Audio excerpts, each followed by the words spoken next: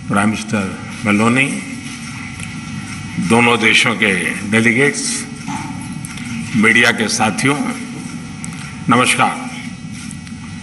प्रधानमंत्री मेलोनी की पहली भारत यात्रा पर मैं उनका और उनके डेलीगेशन का भारत में हार्दिक स्वागत करता हूं। पिछले वर्ष के चुनावों में इटली के नागरिकों ने उन्हें प्रथम महिला एवं सबसे युवा प्रधानमंत्री के रूप में चुना। इस ऐतिहासिक उपलब्धि पर मैं उन्हें सभी भारतवासियों की ओर से बहुत बहुत बधाई और शुभकामनाएं देता हूं।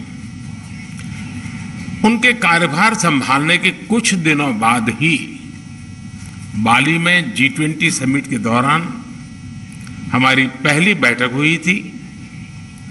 फ्रेंड्स, हमारी आज की चर्चाएं बहुत ही सार्थक और बहुत ही उपयोगी रही। इस वर्ष भारत और इटली अपने द्विपक्षीय संबंधों की 75वीं वर्षगांठ मना रहे हैं और इस अवसर पर हमने भारत इटली साझेदारी को स्ट्रेटेजिक पार्टनरशिप का दर्जा देने का निर्णय लिया है।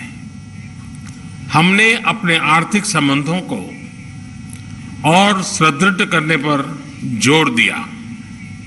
हमारे मेक इन इंडिया और आत्मनिर्भर भारत अभियान से भारत में निवेश के अपार अवसर खुल रहे हैं।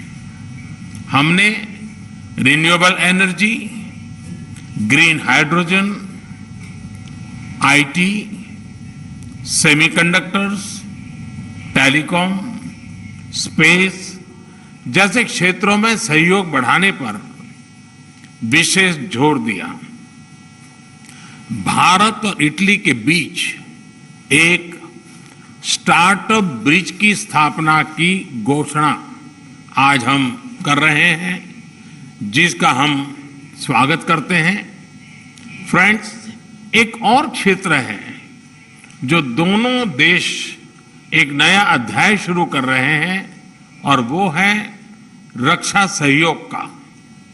भारत में डिफेंस मैन्युफैक्चरिंग सेक्टर में को प्रोडक्शन एंड को डेवलपमेंट के अवसर बन रहे हैं जो दोनों देशों के लिए लाभदायक हो सकते हैं। हमने दोनों देशों की सेनाओं के बीच नियमित रूप से जॉइंट एक्सरसाइज और ट्रेनिंग कोर्सेज आयोजित करने का भी निर्णय लिया। आतंकवाद और अलगाववाद के खिलाफ लड़ाई में भारत और इटली कंधे से कंधा मिलाकर चल रहे हैं। हमने इस सहयोग को और मजबूत करने पर विस्तार पूर्वक चर्चा की। फ्रेंड्स, भारत और इटली के बीच सदियों पुराने सांस्कृतिक और पीपल टू पीपल संबंध है।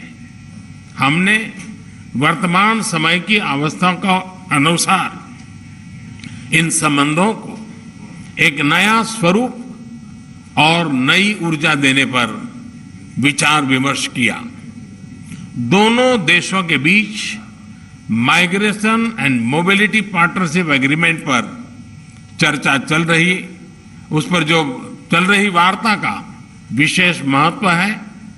इस समझौते के शीघ्र समापन से हमारे पीपल टू पीपल रिश्ते और सुदृढ़ होंगे। हमने दोनों देशों के उच्च शिक्षा संस्थानों के बीच सहयोग को बढ़ावा देने पर भी बल दिया। भारत और इटली के संबंधों की 75वीं वर्षगांठ मनाने के लिए हमने एक एक्शन प्लान बनाने का निर्णय लिया। इससे हम दोनों देशों की विविधता, इतिहास, science and technology, innovation, sports और अन्य क्षेत्रों में उपलब्धियों को वैश्विक पटल पर शोकेस कर सकेंगे। फ्रेंड्स, कोविड महामारी और यूक्रेन संघर्ष से उत्पन्न फूड, फ्यूल और फर्टिलाइजर के क्राइसिस से सभी देश प्रभावित हुए हैं। विकासशील देशों पर इनका विशेष रूप से नकारात्मक प्रभाव पड़ा है। हमने इस बारे में अपनी साझा चिंता व्यक्त की। इन समस्याओं के समाधान के लिए हमने संयुक्त प्रयासों पर बल दिया।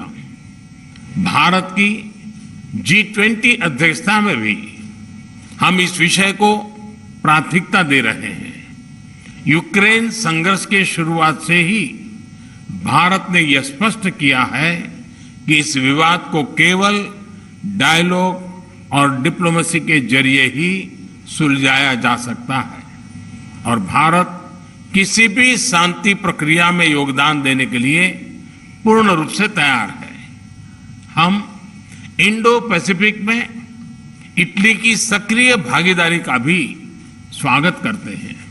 यह बहुत खुशी की बात है कि इटली ने इंडो पैसिफिक ओशन इनिशिएटिव में शामिल होने का निर्णय लिया है। इससे हम इंडो पैसिफिक में अपना सहयोग बढ़ाने के लिए ठोस विषयों की पहचान कर सकेंगे। वैश्विक वास्तविकताओं को बेहतर तरीके से दर्शाने के लिए मल्टीलेटरल इंस्टीट्यूशंस में सुधार आवश्यक है। हमने इस विषय पर भी विचार विमर्श किया। एक्सेलेंसी, आज शाम आप रायसीना डायलॉग में चीफ गेस्ट के तौर पर शामिल होंगी। वहां आपका संबोधन सुनने के लिए हम सभी बहुत उत्सुक हैं।